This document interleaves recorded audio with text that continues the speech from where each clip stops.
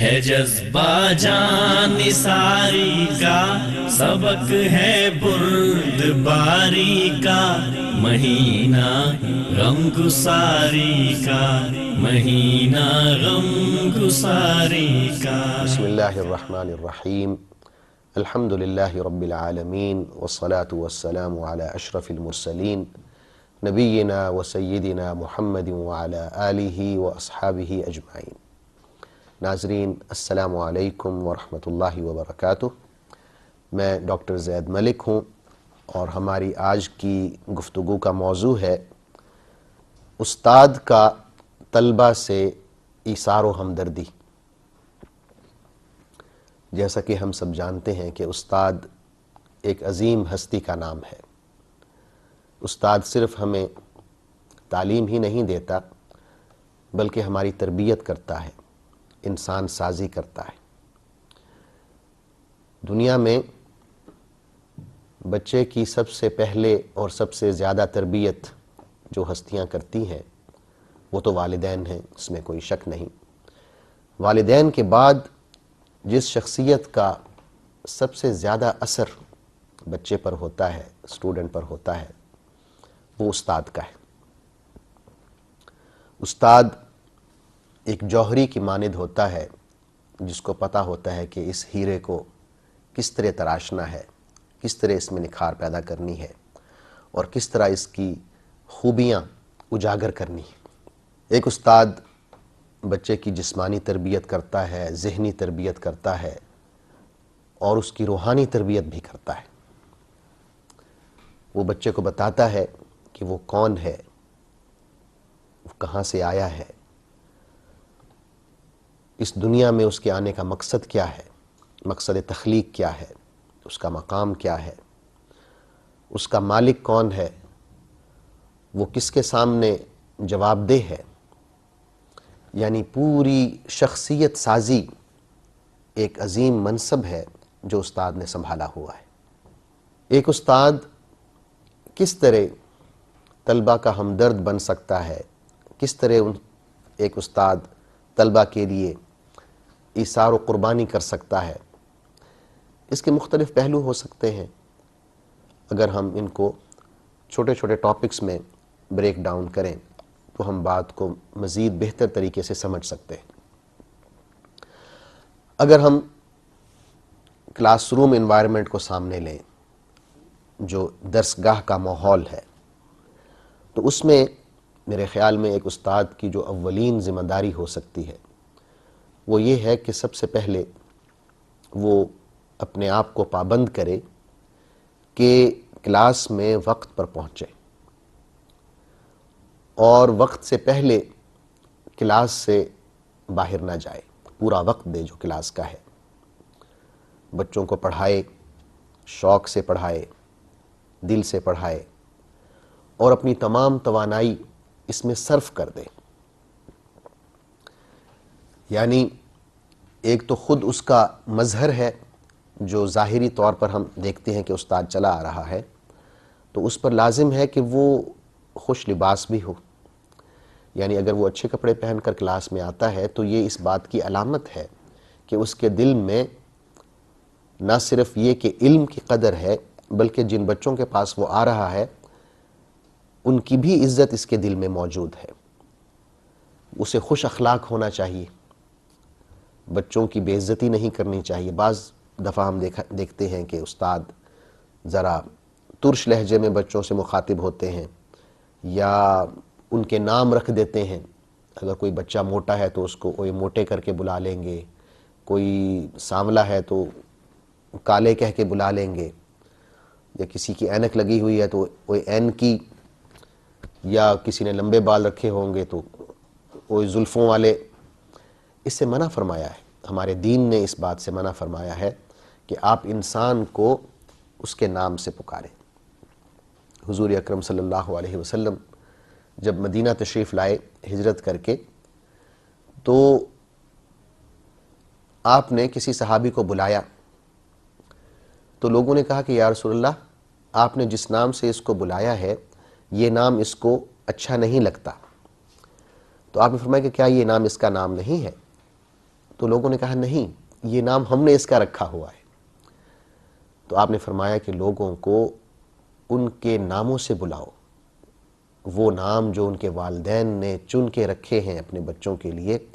ہم اپنے بچوں کے نام رکھتے ہیں تو بہت سوچتے ہیں، مشورہ کرتے ہیں، تحقیق کرتے ہیں کہ اس میرے بچے پر، بیٹے پر یا بیٹی پر یہ نام سوٹ کرے گا، تو استاد کو چاہیے کہ اس کو اسی نام سے پکارے۔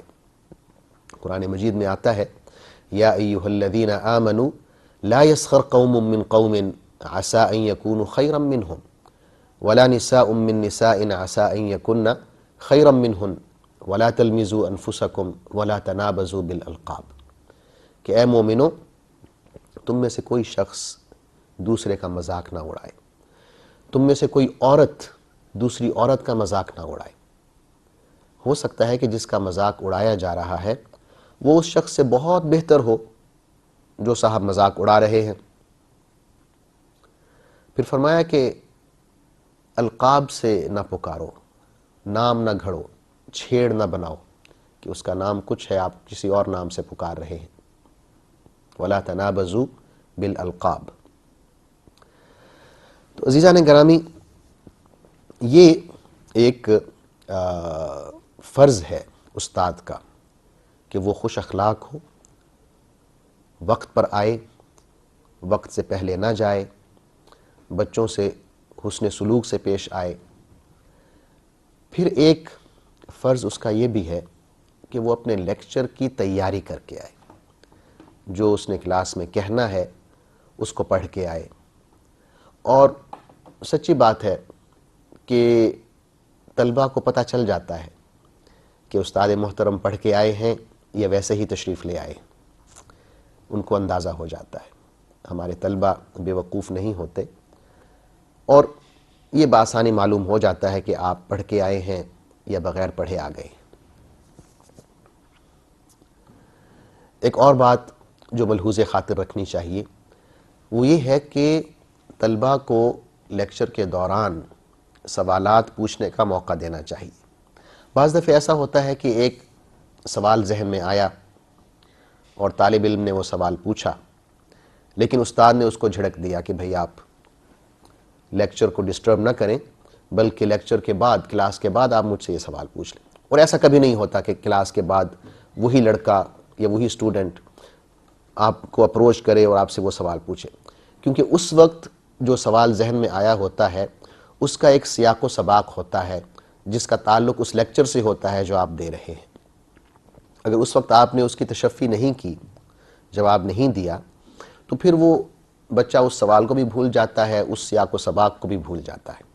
تو بہتر ہے کہ آپ اس کے سوال کو غور سے سنیں، اور یہ بات بھی ذہن میں رکھیں کہ کوئی سوال برا سوال نہیں ہوتا، ہر سوال اچھا سوال ہوتا ہے۔ اگر وہ ایک سوچنے سمجھنے والے ذہن کی طرف سے آ رہا ہے تو وہ اچھا سوال ہے، آپ اس کو لیں، آپ اس کا جواب دیں اور طالب علم کی تشفی کریں۔ علم کو بانٹنے میں بخل سے کام لینا اچھی بات نہیں ہے، بلکہ حضور اکرم صلی اللہ علیہ وسلم نے اس پر بہت بڑی وعید کا ذکر فرمایا ہے۔ حدیث میں آتا ہے من سئل عن علم علمہ ثم کتمہ الجم یوم القیامت بلجام من نار۔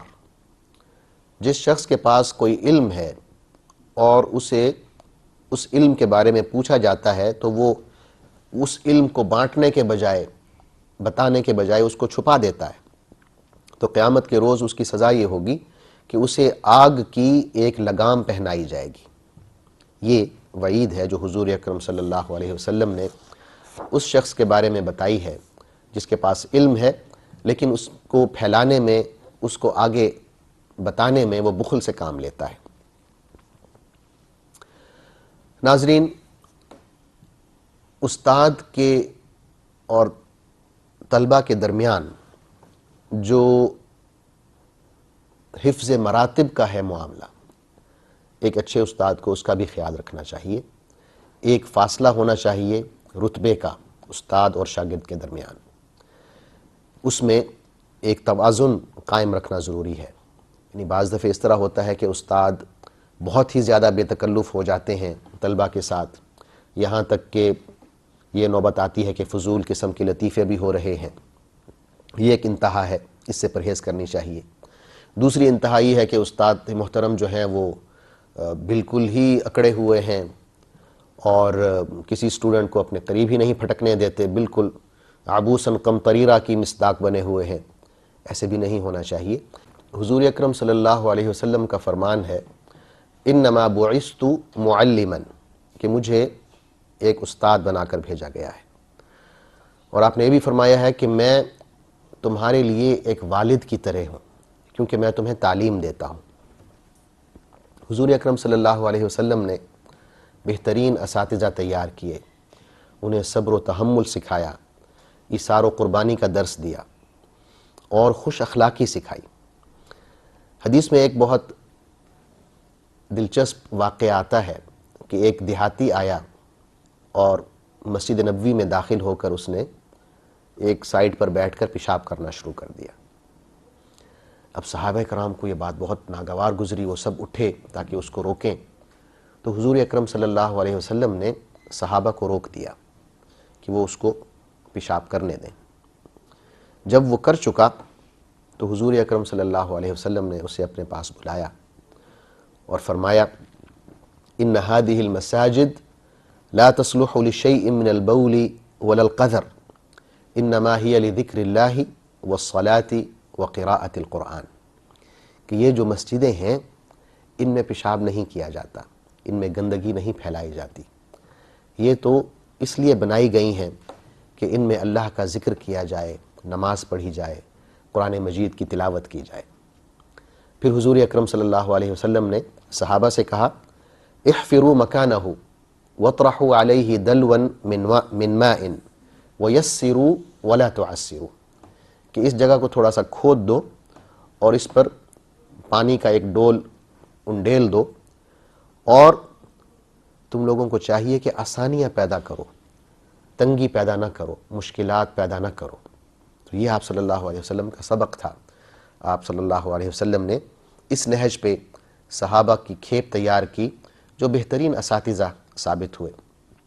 ایک اور واقعہ ہمیں ملتا ہے کہ کچھ لوگ حضور اکرم صلی اللہ علیہ وسلم کے پاس آئے اور کہا کہ یا رسول اللہ ہمیں کچھ لوگ دیں جو آ کے ہمارے قبیلے میں تعلیم دیں، ہمیں اسلام سکھائیں۔ تو حدیث میں آتا ہے فبعث إليهم 70 رجالا من الأنصار يقال لهم القراء يقرؤون القرآن ويتدارسون بالليل يتعلمون وكانوا بالنهار يجيئون بالماء فيضعونه في المسجد ويحتطبون فيبيعونه ويشترون به طعاما لأهل الصفة وللفقراء۔ یہ ایثار و ہمدردی کی ایک لاجواب مثال ہے۔ حدیث کا معنی یہ ہے کہ آپ صلی اللہ علیہ وسلم کے پاس جب یہ لوگ تشریف لائے، حاضر ہوئے، تو آپ نے تقریباً 70 صحابہ کو جن کا تعلق انصار سے تھا ان کے پاس بھیجا تاکہ انہیں تعلیم دی جائے۔ تو یہ صحابہ کیا کرتے، رات کے وقت یہ بیٹھ کر قرآن مجید پڑھتے اور ایک دوسرے کو سناتے، تعلیم کی بات ہوتی اور جن کو وہ پڑھانے گئے تھے ان کو پڑھاتے۔ صبح کے وقت یہ لوگ جنگل میں جاتے، لکڑیاں اکٹھی کرتے اور بازار میں ان کو بیچ کر جو پیسے ملتے ان کے لیے اہل صفہ کے لیے اور فقیروں کے لیے کھانا لے کر آتے اور کھانا ان تک پہنچاتے، اور پھر دن کا جو باقی حصہ بچتا اس میں پانی بھر بھر کر لاتے اور مسجد نبوی میں وہ پانی رکھتے تاکہ وضو کیا جائے۔ یعنی رات کے وقت وہ تعلیم میں مصروف ہوتے اور دن کے وقت وہ خدمت خلق میں مصروف ہوتے۔ تو یہ ایک بہترین مثال ہے ایثار کی، ہمدردی کی، جو ان صحابہ کرام میں پائی گئی جو بطور اساتذہ حضور اکرم صلی اللہ علیہ وسلم نے بھیجے۔ ایک استاد پر لازم ہے کہ وہ اپنے طلبہ کو سچ بولنے کی تعلیم دے، ہمیشہ سچ بولنے کی تلقین کرے، ترغیب دے، انہیں جھوٹ بولنے سے نفرت دلائے کہ جھوٹ ایک بہت بڑی معاشرتی بیماری ہے، اس سے پرہیز کرنا لازم ہے۔ یہ بات ان کے ذہن نشین کرنی چاہیے، دل نشین کرنی چاہیے۔ پھر جیسا کہ میں نے پہلے عرض کیا کہ ایک استاد پر لازم ہے کہ اپنے طلبہ کی عزت کرے، ان کو ان کے نام سے پکارے۔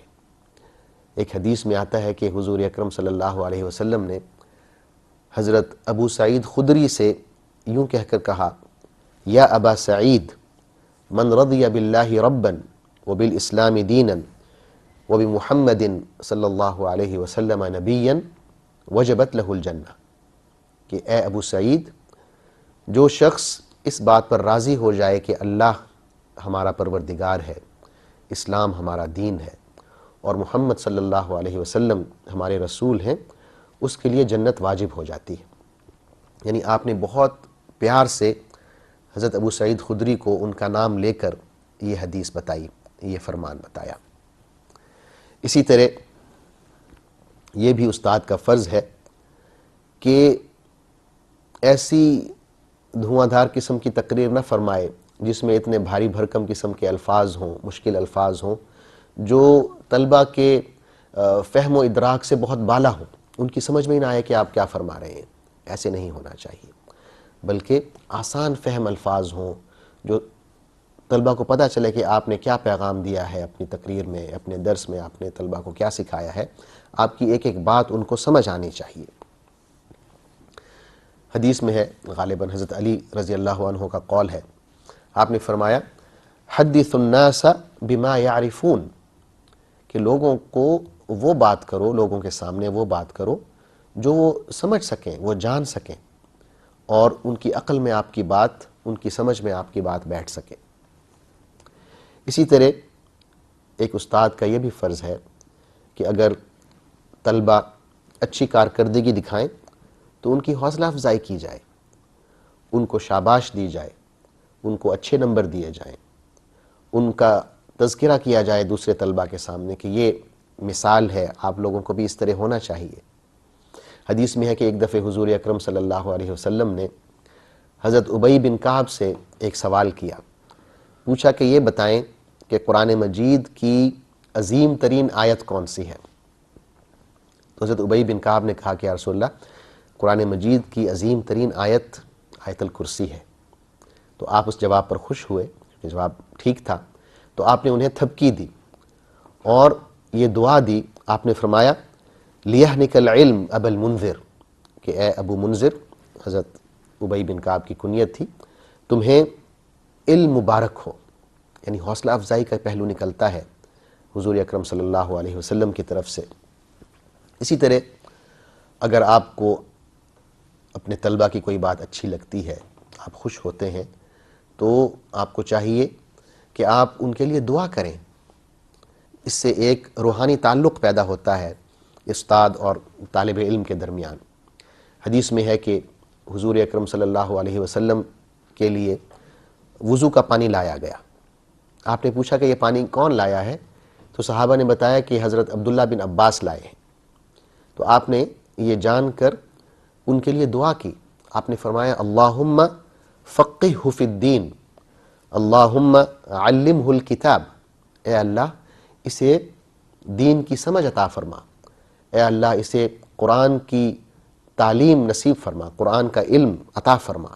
تو یہ بہت بڑی دعا تھی جو اللہ تعالیٰ نے حضرت عبداللہ بن عباس کے لیے، جو حضور اکرم صلی اللہ علیہ وسلم نے حضرت عبداللہ بن عباس کو دی۔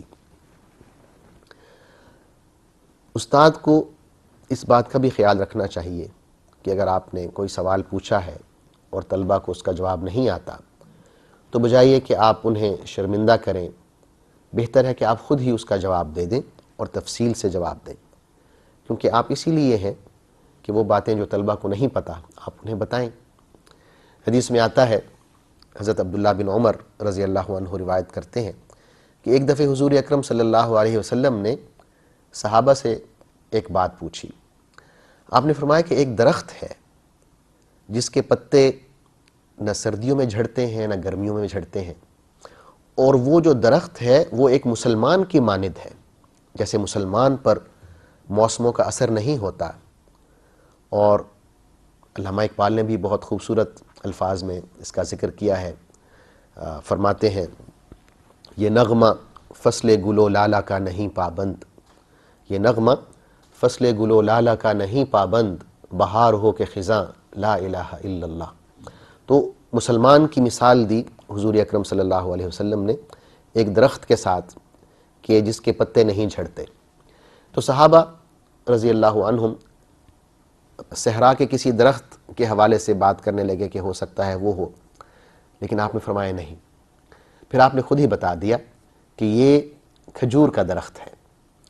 تو اس سے ہمیں یہ ایک تعلیم ملتی ہے، ایک سبق ملتا ہے خاص طور پہ اساتذہ کے لیے، کہ اگر آپ نے کوئی سوال پوچھا ہے، اور سوال کی بہت اہمیت ہوتی ہے کلاس میں، استاد کو چاہیے کہ وہ سوالات پوچھے، کیونکہ اگر آپ سوال و جواب کے ذریعے سمجھاتے ہیں تو یہ ایک دیر پا اثر چھوڑتا ہے. طلبہ کو بہت عرصے تک یہ بات یاد رہتی ہے کہ کلاس میں یہ سوال کیا گیا تھا اور اس کا یوں جواب دیا گیا تھا، فلاں کو یہ جواب آیا تھا، فلاں کو نہیں آیا تھا، یا استاد نے خود ہی اس سوال کا جواب دے دیا تھا. تو حضور اکرم صلی اللہ علیہ وسلم نے صحابہ کو بتایا کہ کھجور کا جو درخت ہے وہ مسلمان کی مانند ہے، کہ جس طرح اس پر موسموں کا اثر نہیں ہوتا، مسلمان پر بھی اثر نہیں ہوتا. وہ ہر حالت میں اسی نغمے کا پابند رہتا ہے، لا الہ الا اللہ کا پابند رہتا ہے. کوئی بھی کسی بھی تہذیب میں چلا جائے، کسی بھی ملک میں چلا جائے، کسی بھی معاشرے میں چلا جائے، وہ مسلمان رہتا ہے، اللہ کا مومن رہتا ہے. عزیزان گرامی، کل انشاءاللہ ایک نئے موضوع کے ساتھ حاضر ہوں گا. تب تک کے لیے اجازت دیجیے. اللہ حافظ، والسلام علیکم ورحمۃ اللہ وبرکاتہ. بتائے زندگی کے سب کرینے اہل ایمان کو، سکھائے بندگی کے سب طریقے ہر مسلمان کو. ہے جذبہ جان نثاری کا، سبق ہے بردباری کا، مہینہ غم گساری کا، مہینہ غم گساری کا.